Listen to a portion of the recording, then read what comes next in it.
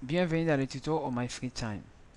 Aujourd'hui, je voulais vous proposer en fait de mettre au point en fait l'ensemble de nos connaissances pour créer ou utiliser en fait une page là où nous allons mettre toutes nos fonctions, hein, toutes nos fonctions, et l'autre page c'est là où se trouve notre code HTML. J'ai donné un exemple comme ça. J'ai cette page HTML là qui donne ces résultats là que vous voyez à droite. Et ici, je ma fonction, mes fonctions. J'aurai mes fonctions. Ici, par exemple, j'ai fonction qui fait la somme des deux valeurs. Mais je me pose maintenant la question, comment je peux utiliser cette fonction là, hein, pour l'utiliser, comment je peux prendre cette fonction qui se trouve dans cette feuille là, au fichier là, PHP, fonction PHP, pour l'utiliser dans ce fichier là. Alors si on retourne dans les documentations de PHP, nous avons une chose qu'on appelle inclusion, include. Celui-là, pour ceux qui ont fait langage C, vous le connaissez très bien. Include, ici il y en a deux. Il y en a deux ou pas? Il y en a deux ou même trois ou quatre. Il y en a deux. Il y a include et required. Il y a include. Si je vais commencer include, on dit que l'introduction des langages include, donc inclut, et l'exécution et exécute le fichier spécifique à l'argument. Alors, cette documentation s'applique aussi à l'instruction des langages required. Voilà. Include et required, c'est presque la même chose. Il y a même l'autre qui s'appelle include path. Path, on sait que c'est le chemin. Donc, faire l'inclusion des chemins où se trouve le fichier. Il y a required once, include once. Il y a juste required ou include. Include. Hein? Il y a include et required ou required once ou include once. Alors si on regarde en fait ces utilisations, là il y a un fichier qui s'appelle var. Nous avons un fichier qui s'appelle fonction. Là, dans le fichier var, il y a des variables. Voilà, des strings. Dans les fichiers test maintenant, nous c'est index.php. Ils ont appelé, ils ont fait echo, fruit et couleur. Voilà, in, fruit et couleur. Alors, qu'est-ce qu'on voit les résultats? Ils ont dit que les résultats ici c'est juste in. Pourquoi les fichiers il affiche juste in et pas les noms des fruits et les noms des fruits et les noms des couleurs? C'est juste parce que il ne trouve pas ce variable là, voilà, déclaré quelque part. Mais lorsqu'ils ont fait ici l'inclusion de la feuille ou du fichier var.php ici en utilisant include, qu'est-ce qu'on voit ici? Lorsqu'il affiche, ça vient fruit, une fruit verte, une pomme, voilà, une pomme verte. Voilà. Tout ça, en fait, c'est pour que ça marche, il faut faire quoi? Il faut appliquer ces mots-clés include. Voilà. Maintenant, nous allons faire, nous aussi, nous allons le faire. J'ai ma fonction. J'ai préparé toutes mes fonctions ici. Hein.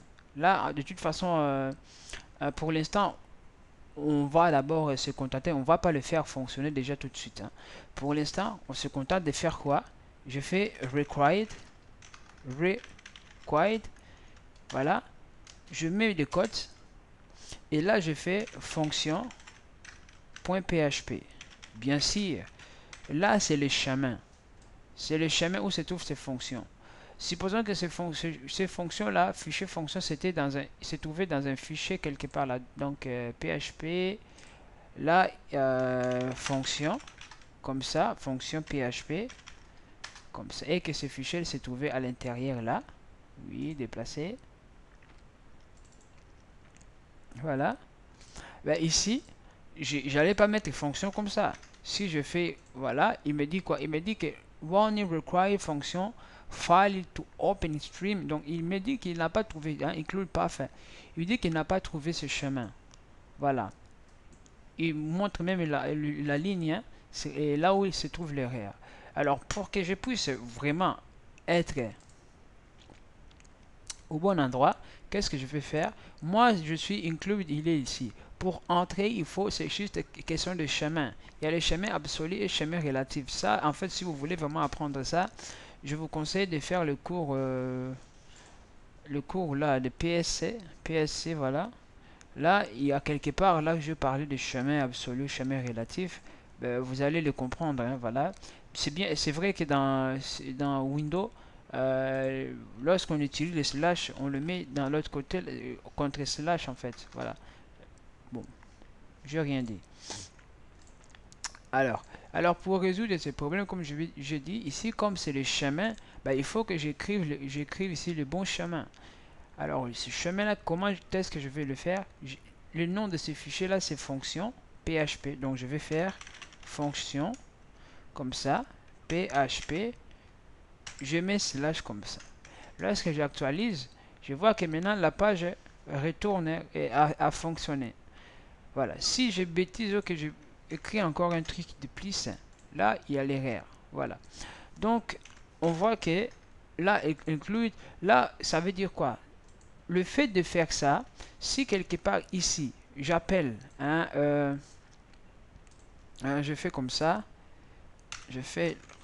égal, j'appelle la fonction somme, égal, j'ai la fonction somme, somme, oh là là,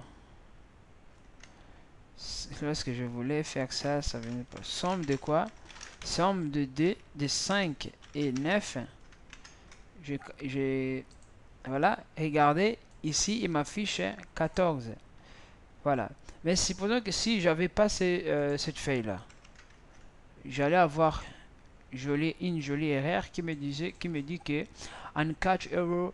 Donc il me dit que cette fonction somme là n'est pas définie. Voilà, n'est pas définie, ben, justement parce que cette somme là n'est pas définie vraiment. Hein. Bon, bien sûr, si je l'avais pris, enlever et le mettre ici, bien sûr, ici, ça marchera. Voilà. Mais ici, maintenant, on évite vraiment de mettre nos fonctions ici sur la même feuille de HTML là. On veut que nos fonctions soient dans un fichier à part pour qu'on puisse juste faire les inclusions. Hein, les inclusions comme ça. Ok, comme ça, si je fais, j'ai toujours les résultats. Il y a encore le require. Require, ça c'était inclusion, là c'est require maintenant. Hein? Bah, j'ai utilisé require. Maintenant il y a l'inclusion. Include. Ça c'est include. Include, regardons bien. Si j'ai toujours les résultats avec include. Mais supposons que si j'avais comment dirais-je, somme avec S, comme ça. Je calcule. Et qu'est-ce que vous voyez? Ici, en fait, on voit qu'il nous affiche l'erreur. Il nous affiche l'erreur. Mais regardons, bon, cette erreur-là, c'est normal. Ce n'est pas erreur de notre fichier, inclut l'erreur qu'on a mal écrit la fonction. Mais supposons que si j'avais enlevé S et j'actualise, qu'est-ce qu'on voit ici? Je ne sais pas si vous avez remarqué la différence. Lorsque j'avais regardé, franchement regardez bien, si j'ai require ici, require, j'ai toujours require comme ça. Lorsque j'actualise, qu'est-ce qu'on voit?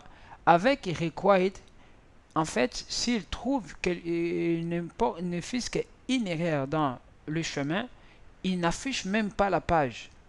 Il n'affiche même pas la page avec required. Mais lorsqu'on utilise include, en fait, il affiche quand même les éléments qui n'ont rien à voir avec PHP. Et là où il y a l'erreur, il ne l'affiche pas. Voilà, il l'affiche quand même. Donc, include, la différence entre required et include, il affiche quand même les éléments qui sont corrects. Et il affiche l'erreur là où ça ne marche pas. Tandis que required, lui, dans son tour maintenant, lorsqu'il trouve qu'il y a l'erreur, ben, il n'affiche vraiment pas la page. Il renvoie l'erreur. avec required. Là, il renvoie l'erreur. Vraiment, il n'affiche vraiment pas les résultats. Là, c'est la différence entre required et included. Donc, on peut voir que si on veut vraiment être strict ou rigoureux dans nos pages pour protection, lorsqu'on utilise required, ça veut dire que lorsqu'il trouve vraiment que la page là n'existe pas, ben, il ne l'affiche vraiment pas. Donc voilà, il ne l'affiche pas. Il ne donne pas les informations inutiles. Bon, ça, on a parlé un peu de la différence entre required et included. Donc included, c'est comme si on a inclus quand même une partie de cette page là. Voilà. Tout ça, lorsqu'on écrit en fait required ou included, c'est comme si nous avons pris tous les codes qui existent dans cette page là, on l'a mis ici. On l'a mis ici. Voilà. Donc voilà. Ça, c'était juste pour vous apprendre en fait comment faire les inclusions, hein, et les inclusions dans les pages HTML. Là, vraiment, on a une page HTML et une page là où il y a des fonctions. Donc, on suppose qu'ici, il y en a plein. Il y a plein de choses ici. Et nous allons prendre tout ce qui se trouve là. Nous allons l'inclure ici de façon qu'on puisse avoir un code propre, hein, juste une ligne, hein, mais qui nous met, qui fait l'inclusion de tous les contenus de ces pages là où il y a tout ce qu'on a besoin pour les utiliser, pour utiliser l'autre code, le code qui se trouve dans la fonction, dans la page fonction.php, dans cette page là index.php. Donc là on commence vraiment à voir que on peut faire des inclusions, hein, utiliser les choses de PHP, hein, les fonctions, tout ça, dans les pages web. Donc voilà, pour la prochaine fois maintenant, je vais vous montrer comment utiliser les posts ou get, de façon qu'on puisse vraiment, en cliquant ici, hein, lorsque je clique ici, comme ça, qui me donne les résultats ici. Donc là, je vous donne les rendez-vous dans le tuto qui vient.